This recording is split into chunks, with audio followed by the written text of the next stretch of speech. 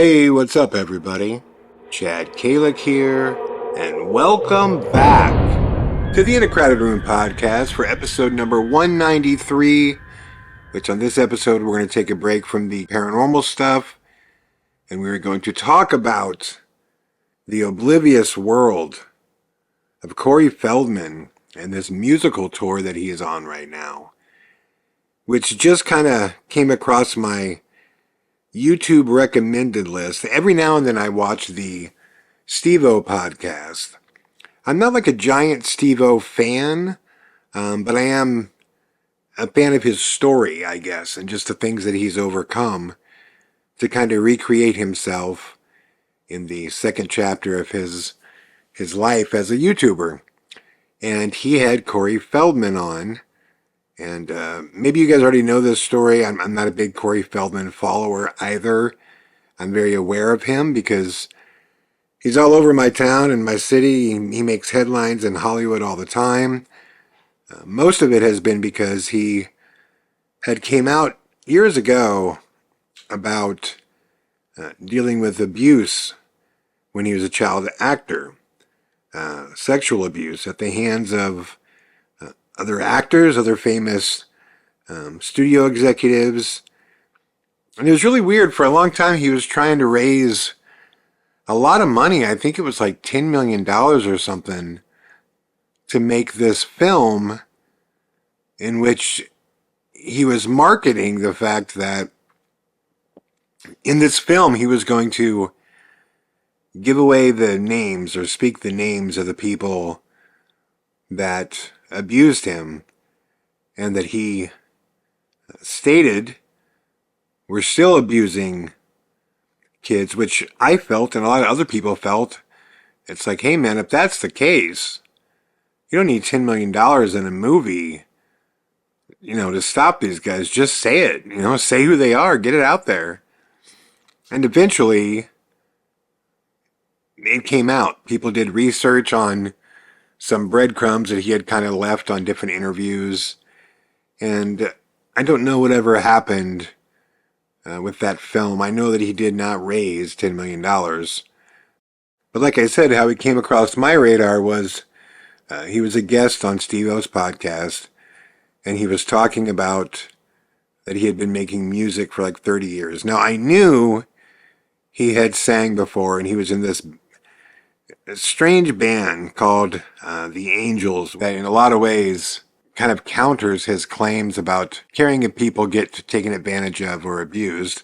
But after hearing him talk about touring with his band, I went and did a search on Corey Feldman Live, and as it turns out, he's touring right now. And some of the footage I saw was just horrible. I was like, is he leaning into this? I mean, is this real? It's just shocking. It's shocking to me that clubs and booking agents are booking him.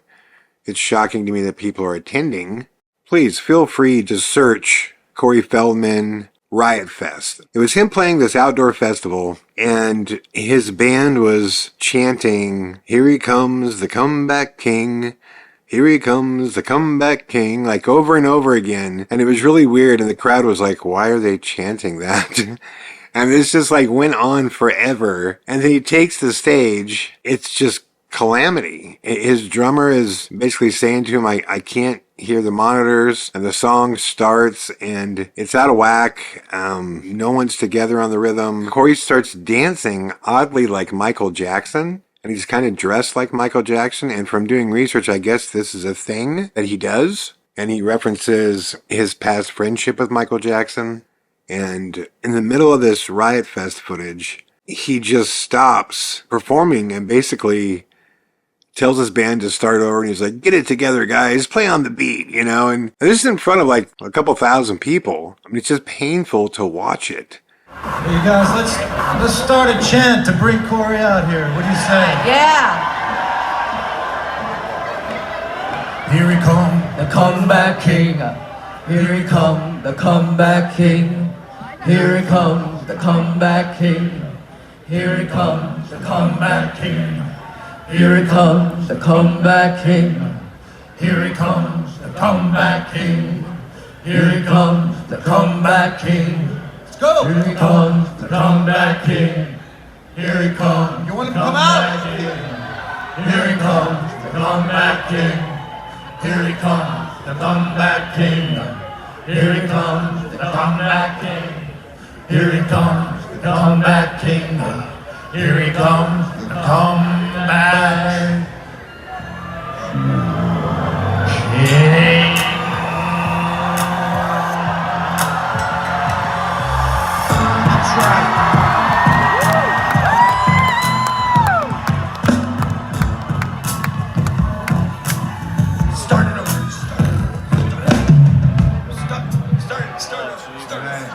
I don't have the track coming from my mind though. On the same count, everybody. Really? Take two!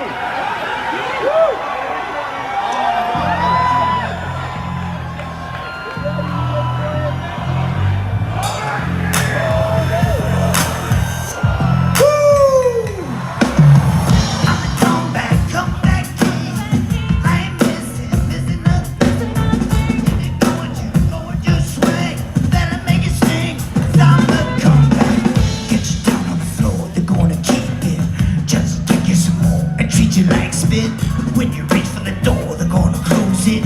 You're a beautiful soul, but no one knows it. Do we all have sadness? Moments that we love. When we're again was. And I'm like, oh my God, like this is real. So then I searched a couple other clips, and it was night after night after night after night.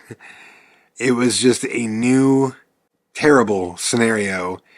He sounds horrible. His dancing is so odd. It just looks so weird to watch him emulating Michael Jackson. His music, how can I describe this? It's all over the place. Like, if someone said to me, well, what kind of music does Corey Feldman play? I don't have a category for it. It's all over the place. Like, one song would have like a dancing kind of hip hop beat, and yeah, he's trying to sing like Michael Jackson, and the next song is like bluesy, folkish when he's playing the harmonica, and then the next song is like he's trying to rap, and then he does like this version of the Cry Little Sister song from Lost Boys that is just, yeah, it is an earache. That scream by you.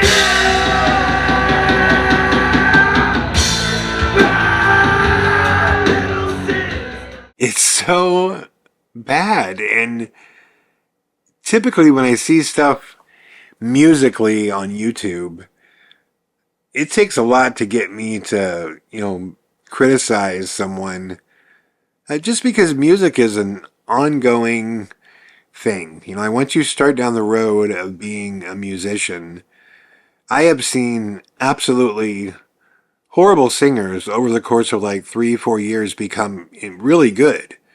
I've seen guitar players that can't play for shit and, 5 years later can shred. I mean, it's one of those things where if you commit yourself to it, you really don't know how good someone could be until they dedicate themselves to it.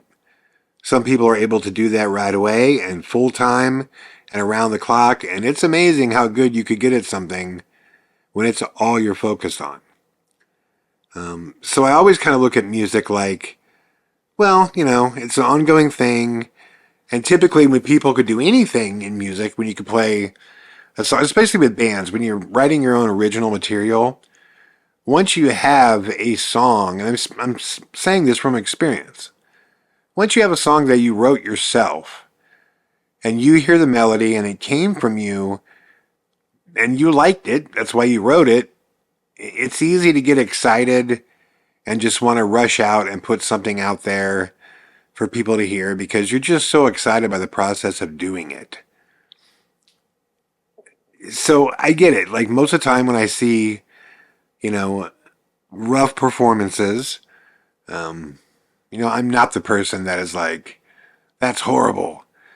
But what's shocking about the Corey Feldman scenario is he does interviews, and he says it in his Steve-O interview, that he's been making music for 30 years. And this is true. Like, his first CD came out like 30 years ago.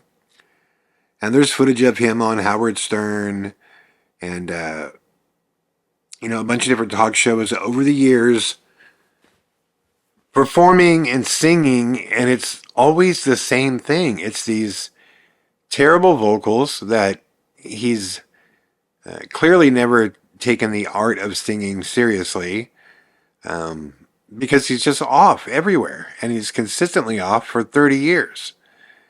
The dancing is the same. It's all this Michael Jackson stuff that's really strange.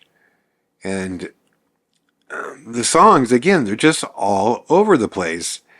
But I got to tell you, one of the most painful things, and if you guys ever want to, look at a case study of the negative effect that fame in Hollywood could have on you, and the fleeting desire to remain famous, what it can do to somebody. Geez, watch the opening to his concert. It's so strange. Before the "Here He Comes, the Comeback King," when his band is chanting this, there's this video that plays. And it must be a 15, 20-minute video. And it is like literally every accomplishment that Corey Feldman has ever had, and anybody and everybody that he could associate his name with. It's in this opening commercial to the show. Like, at the concert, it's like Corey Feldman has appeared in a ton of hit movies, which he has. Like, some of the biggest movies ever, he was not only a part of those, but he was like the star of many of those. And it all occurred, obviously, when he was younger. So it does all his, like, accolades. This video shows all his accolades at first from his film career. But then it starts getting into Corey has written music and performed with, members of Pink Floyd and Cyndi Lauper and, like any person that he could even loosely associate his name with. Corey was on a soundtrack, that included the Beatles, and like, it just goes on and on. And then it's like, he's a world-class producer that's, been in the studio with the likes of like Dr. Dre, like just really strange stuff. He's friends with Fred Durst, and the most completely oblivious, cringeworthy opening ever. I mean, it is literally this like commercial. And then at the end of this video, before he comes on, it's like, and after all of this, Corey has a box set that has all 30 years of music, a booklet, a double CD, and it's like, it even has, it says this on the screen, it even has like some heartogram sticker or something that goes across your chest for $40. Like, I mean, it's like, usually when you're in a band, especially a local band, and you're playing, it's the part of the show that when you're a local band that's unsigned and you're just getting going, that's necessary if you're on tour, because you got to get to the next city. At some point in the night, your singer is going to say, "Hey, after the show, we'd love to meet you in person. Come see us at our merge table." And that's just kind of the way to say, we hope, you'll buy some of our stuff because we got to get to the next city. And that's, when you're, a touring band, that's not playing like arenas, which he's not. I mean, he's playing really small venues after searching around. Like, we're talking venues that hold like 50 to 60 people. Some of them are bigger, for sure. Like, he just played a show in Los Angeles that was like 500 or 600 people that he sold it out to. That's another thing too. His audience members, they are all diehard fans of his movies. In watching, several videos preparing for this podcast, I didn't see one person at any of his concerts that were there for his music. I mean, they would show up dressed like, one of the Frog Brothers, from the Lost Boys, or in character like, his character in Stand By Me. But what's really weird, what I was saying earlier, is in addition to this bizarre opening where he's just blatantly pushing for, I'm a huge star, come buy my box set for $40 before he ever takes the stage.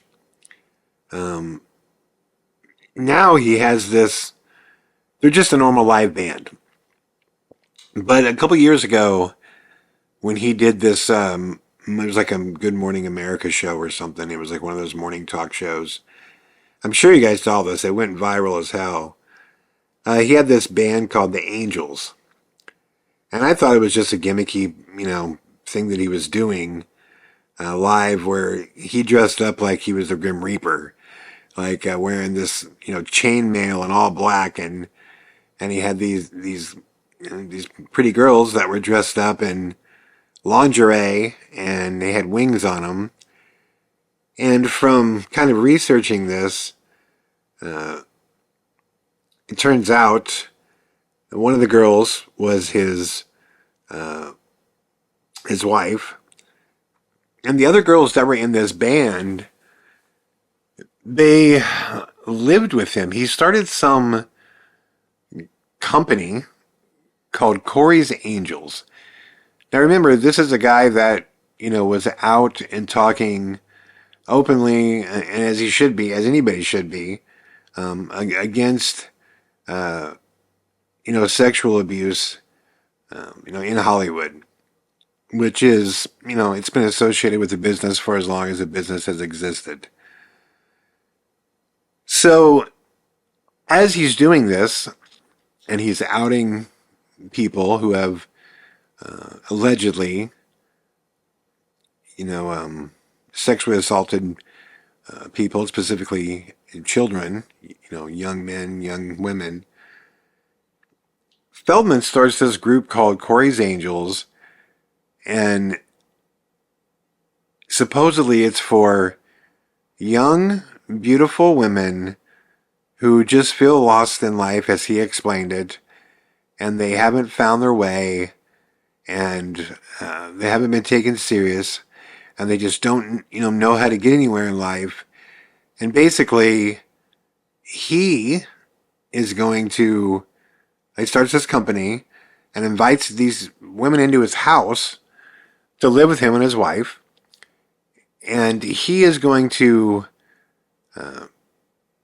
pretty much coach them into being what he deems to be the best version of themselves. And in doing this, they have to sign a contract that has all these bizarre things on it, like they have to agree to lose weight, they can't wear jeans, they have to wear, I'm not kidding, and this all comes out in this other show he did called Celebrity Wife Swap, which came across in my radar as well in kind of researching this podcast. And these angels that live with him, they need to be musicians, or at least the ones that he had in his house at that time, where that's how he made this band called the Angels. And he controlled everything from their weight to how they visibly looked with makeup, and their the clothing they would wear, and their hair, and his reasoning was that in order for them to succeed, they have to be looking hot at all times, because you just never know, when the opportunity is going to arrive. And he's saying all this. This isn't me saying this. He's saying all this, like in this Celebrity Wipe Swap video. And he's like, you never know when the opportunity is going to arrive. When it comes, you better be looking hot. You got to look your best. And he's just openly making these overtly sexual comments to these women. And you find out that these girls, he claims that it's not a necessity. They don't have to. but they are involved intimately with him and his wife, of course, right? I mean, that to me was the obvious reason why he did this right away, is that he and his wife are clearly looking for what they call a unicorn, or, a hetero or bisexual woman to join their group. And it turns out when he did this wife swap, he had like 3 of them, his wife and 2 other ones. And he called his wife his main angel. And these other girls that he's supposed to be helping in life, right? To get to where they're going and to give them a leg up in the industry. They're all now magically involved intimately with him and his wife. Now, that wife that was featured in this and that was in his Angels band, she is no longer with him anymore. They've split, and that's why he had this normal band with him on the tour that he's on right now. But the thing that became really obvious to me in watching all of this is the effect that fame has on people. Because in his interviews with Steve-O, in his radio interviews that he did, his touring interviews, there was this overwhelming desire to be acknowledged as somebody accomplished. And that's, it just seemed to be his main thing. Like, please, say I'm the best actor. Say I'm the best singer. Tell me I'm good. Tell me I'm a good dancer. And his live show it sums up the way he clearly approaches things, because in his live show he has this part, and different artists have done this over time. Machine Gun Kelly is an example of this. Machine Gun Kelly plays multiple instruments.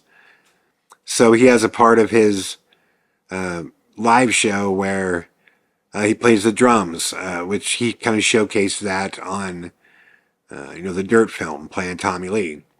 So like live, he plays Shout at the Devil. And, obviously he plays guitar.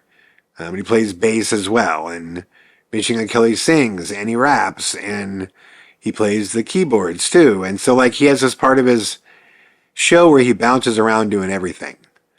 And this was more before he did the his punk rock album that he did, his kind of like modern day pop punk album that he did. But he had this segment where he kind of hops around.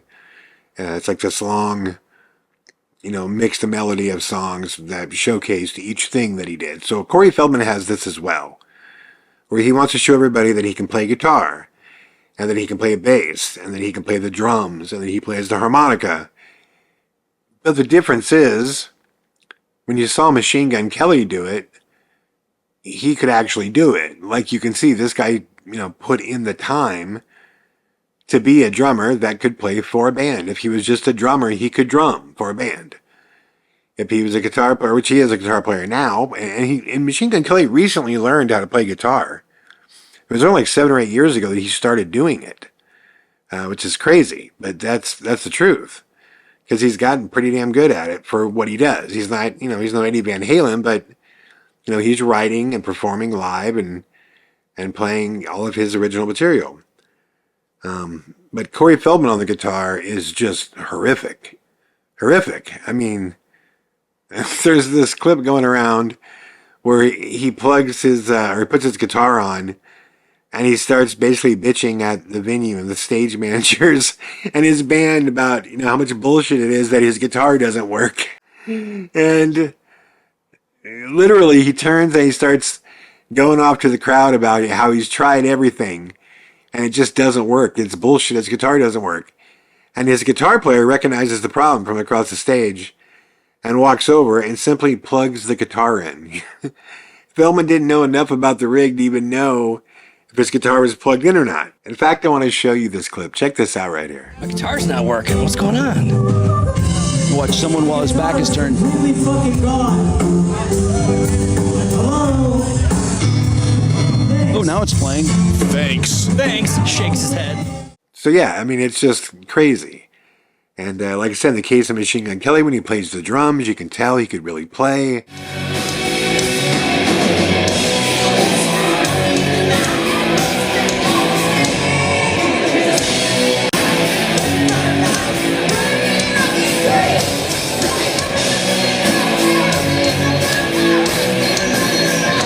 And then when Corey Feldman does it, it's, horrible. And he's just putting people through this. It blows my mind. In fact, look at this. Here's a clip of him playing the drums. Imagine going to a live show and seeing this. Check this out.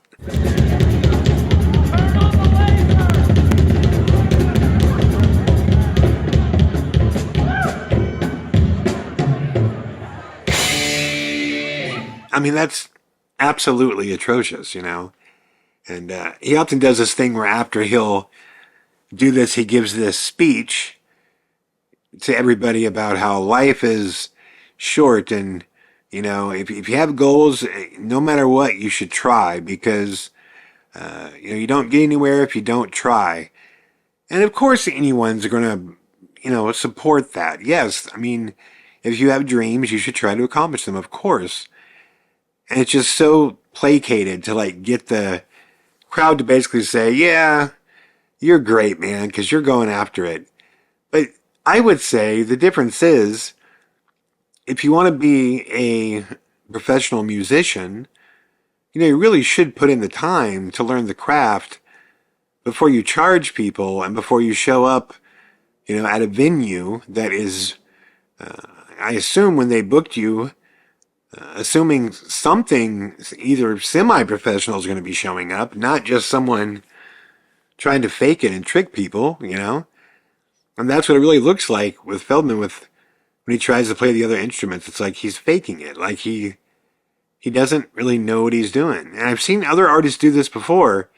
Lil Wayne famously, tried to trick people into thinking that he can play guitar. And this dude cannot play guitar. I don't know if you've seen the footage of him trying to do it, but it's just horrible.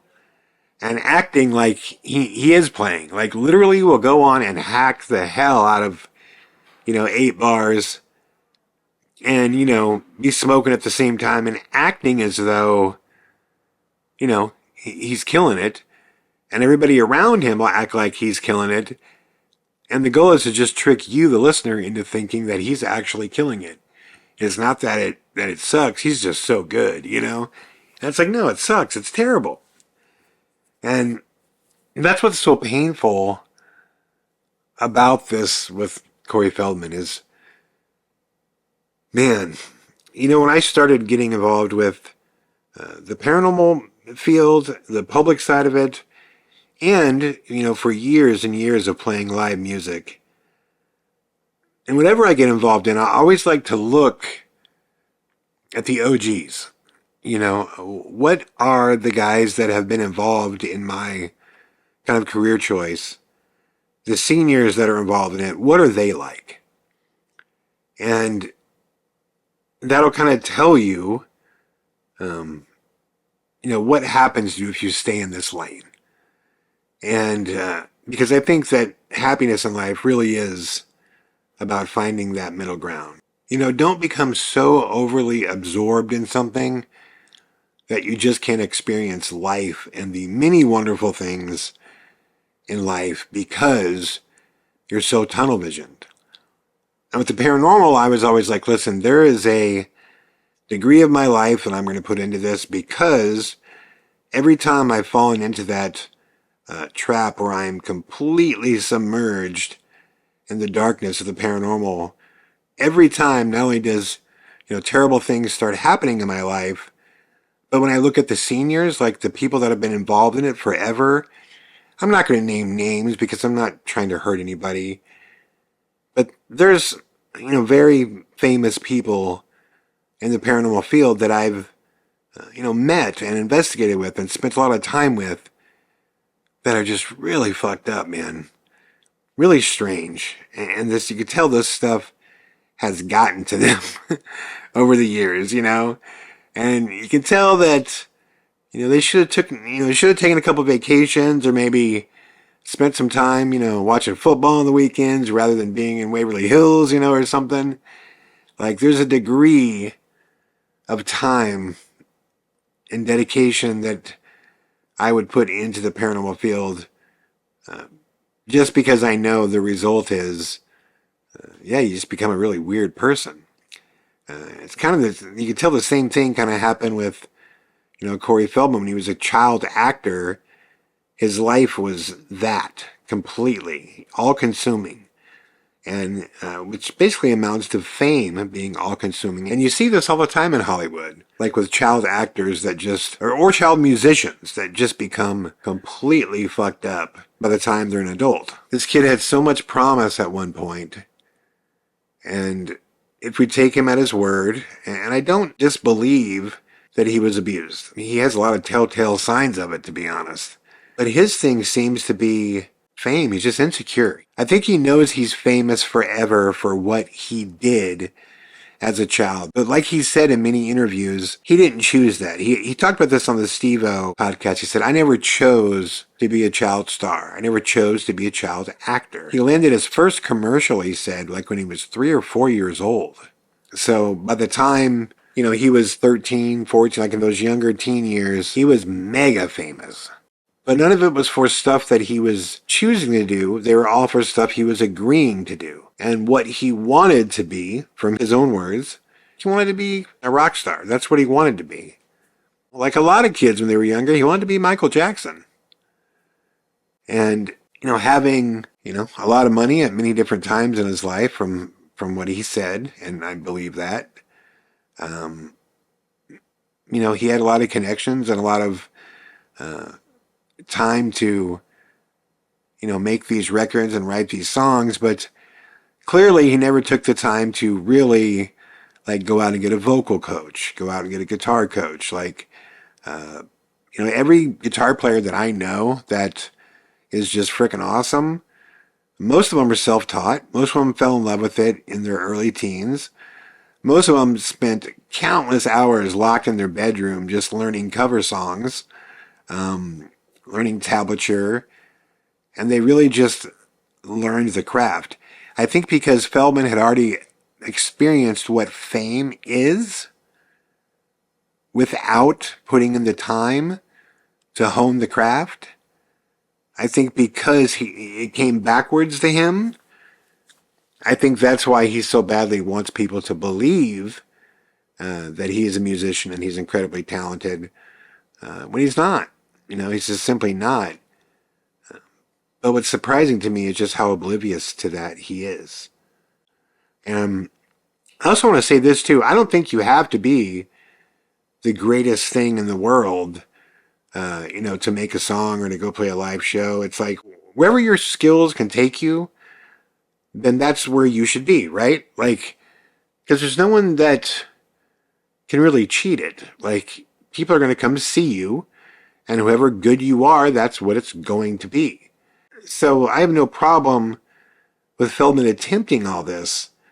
The problem that I have is, God, I hate cringe material because I feel bad for the person. I would love to sit Corey down and be like, hey, Corey, I know you really, really want people to love you for this and not the movies. I think that, who knows, that could be possible one day, but you really need to learn this craft and earn that respect. People love John Lennon because he lived those lyrics. He learned how to play. He learned how to sing. He dedicated himself to this beautiful craft to give us these amazing messages. You are dancing like somebody else who is controversial for his own reasons. You can't sing, and that doesn't mean that you couldn't learn, but you've not taken the time to. And you've not taken the time to master any instruments. But, you want everyone to praise you for something you're not yet. So if you want to prove everybody wrong, become that thing. Become that thing you want to be. But don't pretend.